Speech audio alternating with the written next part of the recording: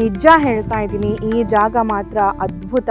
So ಬನ್ನಿ, ಕುತ್ಕೊಳ್ಳಿ, explore ಮಾಡಿ, ಆರಾಮಾಗಿ ಧ್ಯಾನ ಮಾಡೋರ್ಗಂತೂ ಹೇಳಿ ಮಾಡಿಸಿರುವಂತಹ ಅದ್ಭುತ ಜಾಗ ಇದು. ಆ್ಯಕ್ಚುಲಿ ಇನ್ನೊಂದು ಮೇಡಮ್, ಇಲ್ಲಿ ಜಾಸ್ತಿ ಬಂದ್ಬಿಟ್ಟು ಫಾರಿನರ್ಸು, ರಷ್ಯನ್ಸು, ಫ್ರಾನ್ಸು, ಇಟಲಿ, ವರ್ಷಕ್ಕೆ ಒಂದು ಇಯರ್ಲಿ 1 ಟೈಮ್ ಇಲ್ಲ 2 ಟೈಮ್ ಬರ್ತಾರೆ.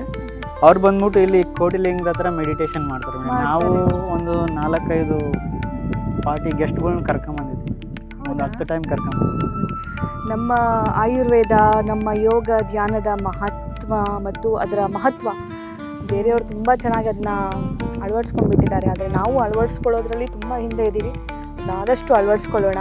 ಯಾಕೆ ಅಂತಂದರೆ ಧ್ಯಾನ ಮಾಡಿ ನೀವೇನೋ ದೇವರಿಂದ ವರ ಪ್ರಾಪ್ತಿ ಮಾಡ್ಕೊಳ್ತೀರಾ ಅನ್ನೋದಲ್ಲ. ಧ್ಯಾನ ಮಾಡಿ ನಿಮ್ಮನ್ನು ನೀವು ಅರ್ಥಕೊಳ್ತೀರಾ.